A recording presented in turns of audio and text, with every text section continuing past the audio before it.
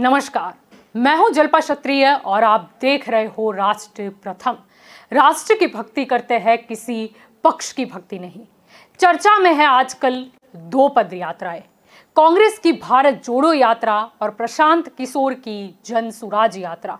इन दोनों ही पद यात्रा के बारे में आज हम चर्चा करने जा रहे हैं। पहले बात करते हैं कांग्रेस की भारत जोड़ो यात्रा की।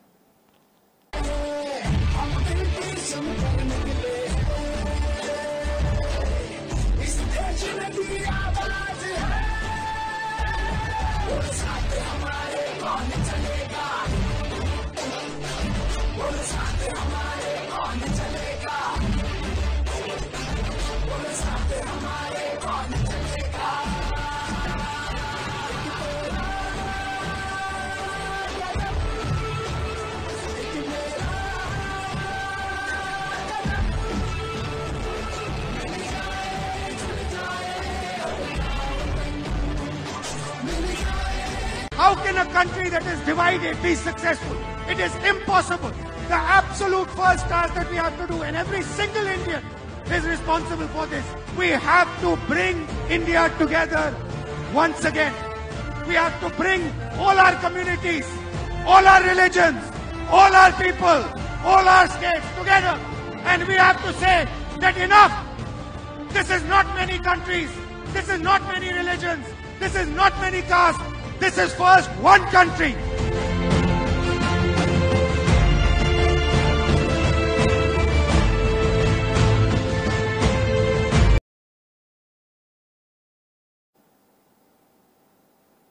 कांग्रेस की भारत जोड़ो यात्रा के बारे में अगर चर्चा करें तो तमिलनाडु के कन्याकुमारी से राहुल गांधी ने 150 दिन चलने वाली इस यात्रा की शुरुआत की थी। 7 सितंबर से इस यात्रा की शुरुआत हो चुकी है। रूट ऐसा तय किया गया कि यात्रा 12 राज्यों और 2 केंद्र शासित प्रदेशों से होकर गुजरे। आपको बता दें कि 3517 किलोमीटर लंबी इस यात्रा का समापन जम्मू कश्मीर में होगा।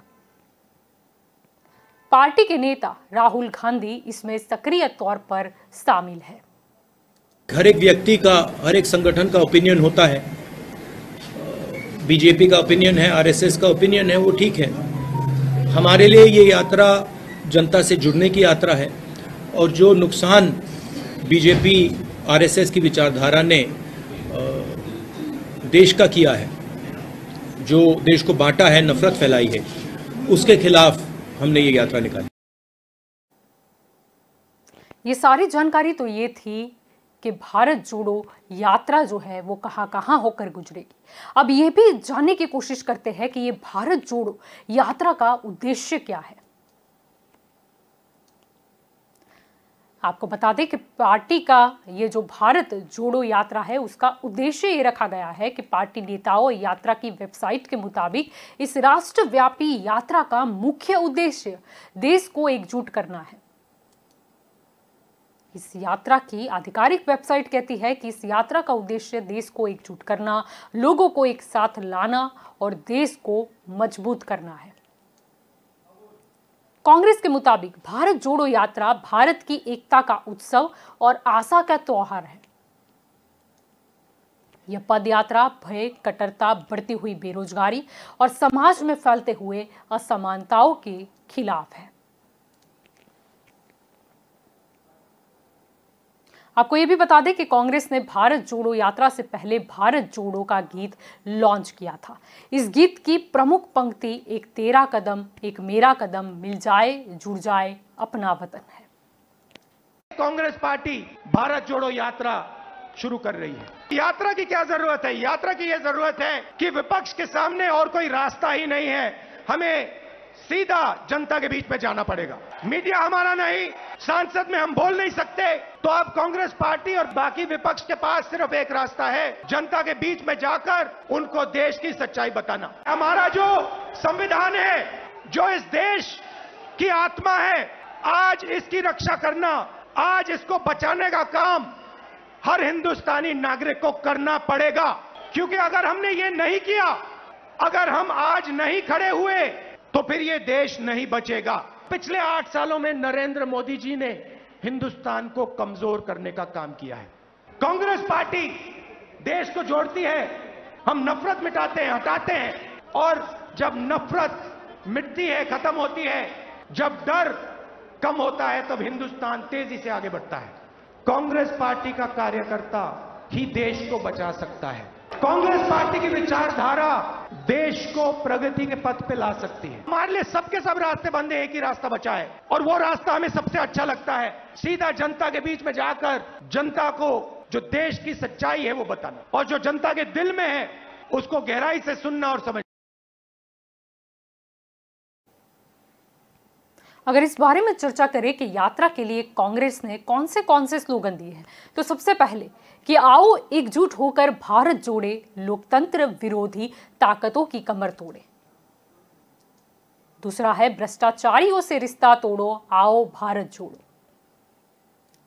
तो तीसरा जो स्लोगन है वो है कि नफरत और हिंसा के खिलाफ भारत बोलेगा, अब हर देशवासी एकजुट होकर भारत को जोड़ेगा। चौथा स्लोगन है कि महंगाई से त्रस्त जनता को जोड़कर महंगाई की कमर तोड़ेंगे, हम एकजुट होकर भारत को जोड़ेंगे। तो पांचवा स्लोगन है कि कदम से कदम मिलाएंगे, अपनों के पास जाएंगे, जनता के लिए आवाज उठाएंगे, देश को बिखरने से बचाएंगे। अब नजर इस पर भी करते हैं कि भारत जोड़ो अभियान का अभी तक का सफर कैसा रहा है।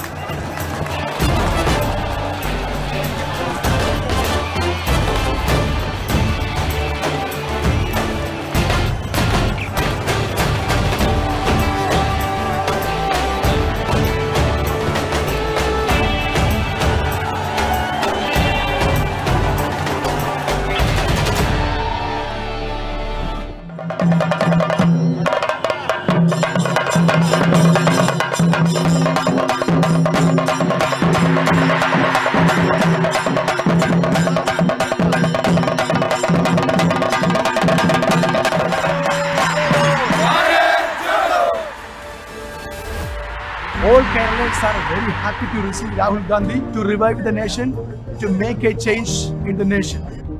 He is coming here. He is willing to listen to these people. He is real people's man. Rahul Gandhi ki I feel genuine affection for the people of Kerala. No matter how much affection I give, I get more back. For me, it has been an honor to walk the streets of this wonderful state.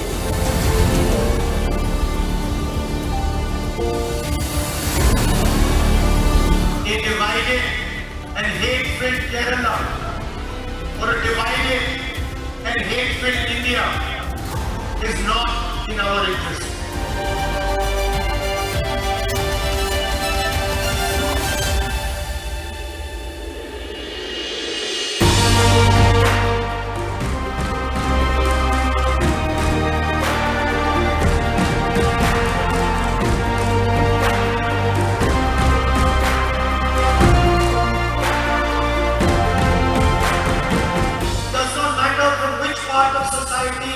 The person comes. If he spreads hatred, if he spreads violence, if he spreads anger, the Congress party will fight that.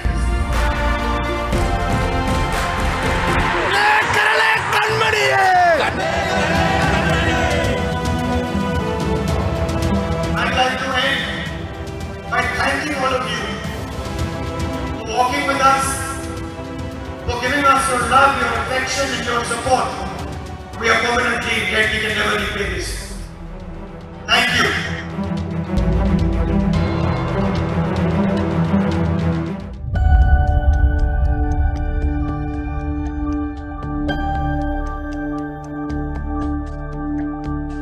हर धर्म के लोग हर जात के लोग, हर भाषा बोलने वाले लोग एक साथ इस यात्रा में चलते हैं।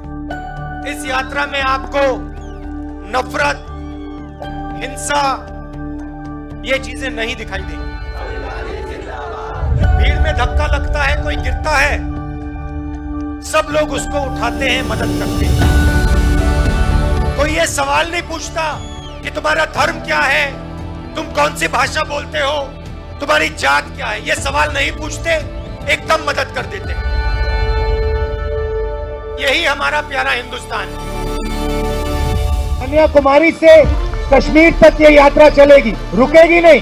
बारिश आ रही है, बारिश ने इस यात्रा को नहीं रोका। गर्मी, तूफान, ठंड इस यात्रा को नहीं रोकने वाली, क्योंकि यही हिंदुस्तान का इतिहास है, यही हिंदुस्तान का डीएनए है।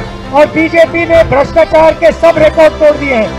हर चीज में 40% कमीशन लेते हैं और 13,000 स्कूल एसोसिएशन ने कहा कि 40% कमीशन उनको देना पड़ रहा है। ना प्रधानमंत्री ने कार्रवाई की, ना चीफ मिनिस्टर ने। बेरोजगारी बढ़ती जा रही है।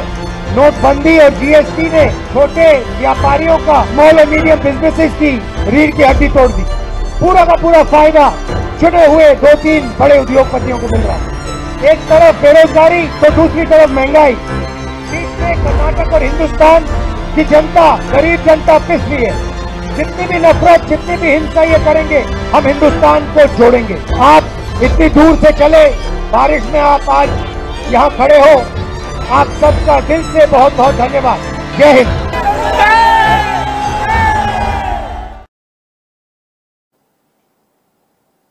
अब बात करते हैं प्रशांत किशोर की जन सुराज यात्रा की। अपनी सटीक राजनीति से, अपनी रणनीति से देश की राजनीति में अलग स्थान बनाने वाले प्रशांत किशोर अब खुले तौर पर सक्रिय राजनीति में कदम रख चुके हैं। इसकी शुरुआत उन्होंने अपने गृह राज्य बिहार से कर दी है। पीके के नाम से मशहूर प्रशांत किशोर ने रविवार से ही जन सुराज पद यात्रा की शुरुआत की। पीके ने इसकी शुरुआत गांधी जयंती के दिन यानी कि अक्टूबर को पश्चिमी चंपारण के भितिहरवा से की। इस यात्रा को लेकर बिहार की सियासत में काफी चर्चा है और राजनीतिक दल अपने अपने हिसाब से इस यात्रा का आकलन भी कर रहे हैं। लेकिन प्रशांत किशोर की इस पद यात्रा का मकसद क्या है, ये जानना भी बेहद जरूरी है। गांधी की सत्याग्रह भूमि चंपारण से इसकी शुरुआत हुई है।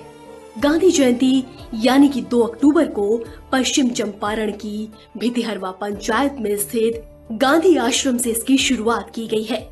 पूरे बिहार तक पहुंचने में 1 से 1.5 साल तक का वक्त लगेगा। बिना रुके, बिना थके बिहार का भ्रमण किया जाएगा, जिसका उद्देश्य ग्राउंड जीरो पर जाकर समस्याओं को पहचानना और उसके समाधान का ब्लूप्रिंट तैयार करना है। तो प्रशांत किशोर की जन सुराज यात्रा की अगर बात करें तो उसका मुख्य उद्देश्य है कि बिहार के कोने कोने तक, गांव-गांव तक पहुंचकर लोगों से संवाद करना है। आपको बता दें कि पदयात्रा में लगभग 3,500 किलोमीटर का रूट तय किया गया है। लोगों की समस्याएं सुनी जाएगी और फिर अगले 15 साल तक बिहार के विकास का विजन भी तैयार किया जाएगा। इसके अलावा आपको बता दें कि प्रशांत किशोर की पद यात्रा के 3 मुख्य उद्देश्य की अगर हम बात करें तो पहला है कि समाज की मदद से जमीनी स्तर पर सही लोगों को चिन्हित कर एक नई राजनीतिक व्यवस्था बनाने के लिए उनको एक लोकतांत्रिक मंच पर लाने का प्रयास किया जाना है। दूसरा कि स्थानीय समस्याओं और संभावनाओं को बेहतर तरीके से समझना और उसके आधार पर शहरों और पंचायतों की प्राथमिकताओं को एकत्र करना और उनके विकास का ब्लूप्रिंट तैयार करना है। और तीसरा मुख्य उद्देश्य है कि बिहार के समग्र विकास के लिए शिक्षा, स्वास्थ्य, रोजगार, आर्थिक विकास, कृषि, उद्योग और सामाजिक न्याय जैसे महत्वपूर्ण क्षेत्रों में विशेषज्ञों और आम लोगों के सुझाव के आधार पर अगले 15 साल का एक विजन डॉक्यूमेंट बनाया जाए। अब आपको ये 2 अक्टूबर से गांधी आश्रम चंपारण से एक पदयात्रा शुरू करेंगे। इसलिए पदयात्रा इसलिए नहीं कर रहे हैं कि मुझे बिहार का रोड नापना है। पदयात्रा इसलिए भी नहीं कर रहे हैं कि मुझे पैदल चलने का कोई वर्ल्ड रिकॉर्ड बनाना है। पदयात्रा इसलिए कर रहे हैं ताकि हर गांव, हर पंचायत, हर ब्लॉक, हर शहर, हर गली, हर मोहल्ले तक पहुंचा जाए, लोगों से मिला जाए, उनसे कुछ सीखा जाए, उनकी भावनाओं को समझा जाए और उनकी मदद से ही समाज में जो सही लोग हैं उनको ढूंढ कर निकाला जाए। इस पूरे अभियान को करने में जब मैं पदयात्रा 2 तारीख से शुरू करूंगा तो जब तक पूरा बिहार कंप्लीट ना हो जाए, एक बार चलना शुरू करेंगे तो जब तक पूरा बिहार कंप्लीट ना हो जाए तब तक वापस घर लौट कर नहीं जाएंगे। अगर बीमार नहीं पड़े या घर में कोई इमरजेंसी नहीं हुई तो एक बार चलना शुरू करेंगे तो पूरा बिहार करने में 1 से 1.5 साल का समय लग सकता है। उस पूरे 1 से 1.5 साल के दौरान घर वापस नहीं जाएंगे। जहां पर शाम होगी उसी गांव, उसी शहर में रुकेंगे और अगले दिन वहीं से चलना शुरू करेंगे। तो रविवार को तो जन सुराज यात्रा की शुरुआत हो गई है। आइए एक नजर उस पर भी करते हैं कि जन सुराज यात्रा की शुरुआती सफर किस तरह हुई। करने के निकलते हैं, जो भी रास्ते में विघ्न बाधा हो उस बाधा को दूर करके आज जो अपने पूरे भारत, पूरे बिहार के लिए जो हमारे सर ने, प्रशांत किशोर जी ने ये जो सुराज यात्रा का जो आगाज किया है, समस्त बिहार नहीं पूरे भारतवासियों के लिए बहुत ही अच्छा आगाज है।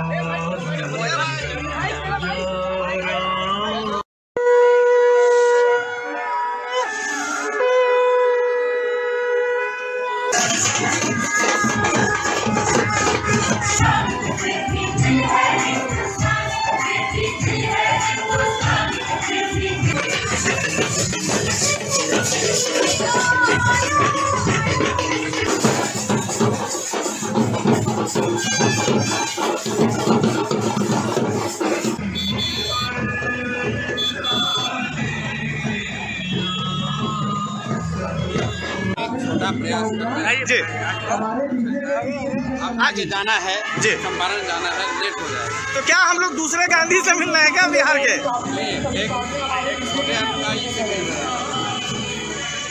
जिंदाबाद जिंदाबाद जिंदाबाद जिंदाबाद जिंदाबाद जिंदाबाद जिंदाबाद जिंदाबाद जिंदाबाद जिंदाबाद। क्या नाम है?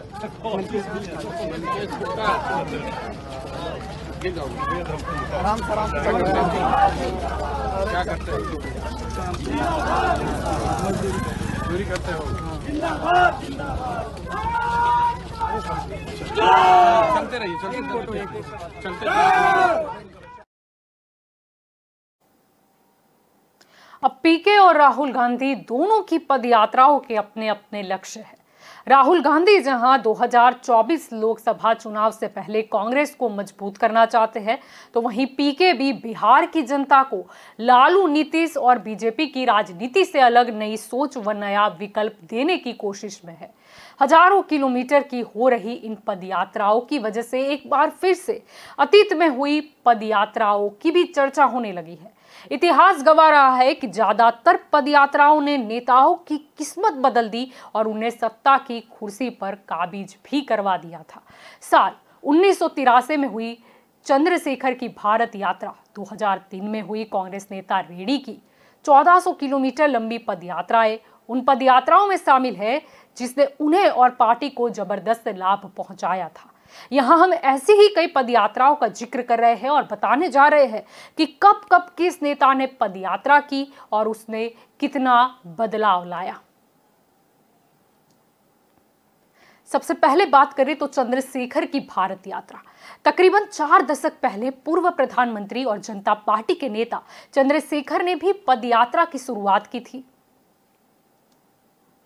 कन्याकुमारी से 6 जनवरी 1983 को पदयात्रा शुरू हुई, जो कि नई दिल्ली में 6 महीने बाद पूरी हुई। इस पदयात्रा के दौरान चंद्रशेखर को जनता का बहुत समर्थन मिला और लोग उनसे जुड़ते चले गए। रोजाना तकरीबन 45 किलोमीटर इस यात्रा में तय किया जाता था। जब भारत यात्रा पूरी हुई तब चंद्रशेखर का कद काफी बढ़ चुका था। पूरी यात्रा के दौरान उन्होंने लोगों की समस्याओं को सुना और उन्हें समझने की कोशिश की। यात्रा के लगभग 6 साल के बाद चंद्रशेखर देश के प्रधानमंत्री बने। वे 10 नवंबर 1990 से लेकर 21 जून 1991 तक प्रधानमंत्री की कुर्सी पर काबिज रहे। इसके बाद बात करें तो राजशेखर रेड्डी की पदयात्रा। तो वहीं कांग्रेस नेता वाईएस राजशेखर रेड्डी ने अप्रैल 2003 में 1400 किलोमीटर की पदयात्रा की थी। उन्होंने 1 साल बाद कांग्रेस को शानदार जीत दिलाई और तत्कालीन चंद्रबाबू नायडू के नेतृत्व वाली तेलुगु देशम पार्टी यानी कि टीडीपी को उखाड़ फेंका था। कांग्रेस की जीत में रेड्डी की पदयात्रा का भी अहम योगदान माना गया था। इसके बाद बात करें तो जगन मोहन रेड्डी की पदयात्रा। तो वहीं अप्रैल 2019 में हुए आंध्र प्रदेश विधानसभा चुनावों के लिए वाईएसआरसीपी प्रमुख वाईएस जगन मोहन रेड्डी ने साल 2017 में शुरू होने वाली एक विशाल प्रजा संकल्प यात्रा शुरू की थी। इसमें राज्य भर में 3500 किलोमीटर से अधिक पैदल यात्रा की गई। इस यात्रा के बाद उन्हें 2019 में हुए विधानसभा चुनाव में एक तरफा जीत हासिल हुई। उनकी पार्टी को जहां 151 सीटें मिली तो वहीं टीडीपी को सिर्फ 23 सीटों पर ही सिमट कर रह जाना पड़ा। इसके बाद बात करें तो दिग्विजय सिंह की नर्मदा परिक्रमा यात्रा। मध्य प्रदेश के पूर्व मुख्यमंत्री और कांग्रेस के वरिष्ठ नेता दिग्विजय सिंह की नर्मदा परिक्रमा यात्रा ने राज्य में कांग्रेस पार्टी को जीत दिलाने में अहम भूमिका निभाई थी। दिग्विजय सिंह ने 3000 किलोमीटर से अधिक लंबी पैदल यात्रा की। इसकी शुरुआत 30 दिसंबर 2017 को की थी। नरसिंहपुर जिले के बरमान घाट से शुरू हुई सिंह की ये यात्रा वहीं पर 6 महीने के बाद समाप्त भी हुई थी। इस दौरान सिंह को जनता का खूब समर्थन भी मिला। इसके बाद 2018 में हुए मध्य प्रदेश विधानसभा चुनाव में कांग्रेस को सत्ता मिली और कमलनाथ मुख्यमंत्री बने। हालांकि ज्योतिरादित्य सिंधिया के बीजेपी में शामिल होने के बाद राज्य में कांग्रेस की सरकार गिर गई और वापस से शिवराज सिंह चौहान मुख्यमंत्री बन गए।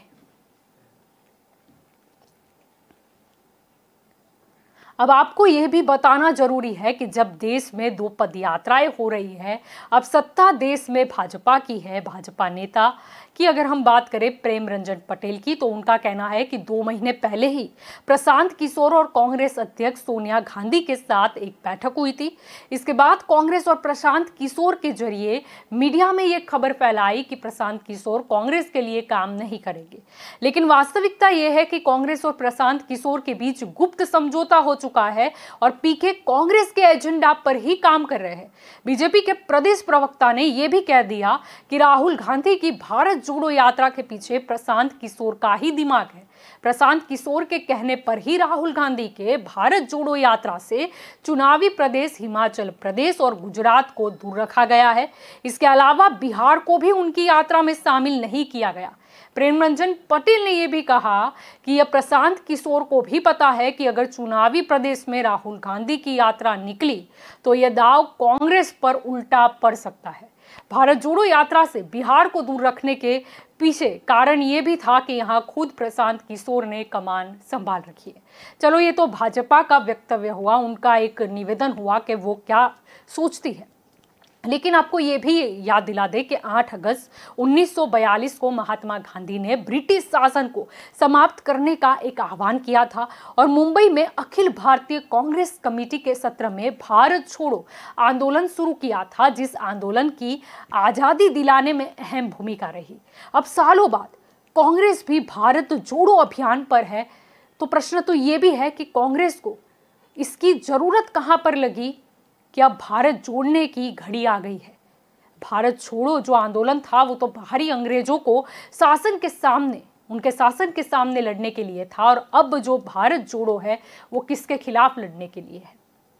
अब प्रशांत किशोर ने आज तक खुद पर्दे के पीछे रहे बड़े बड़े नेताओं को बनाया है।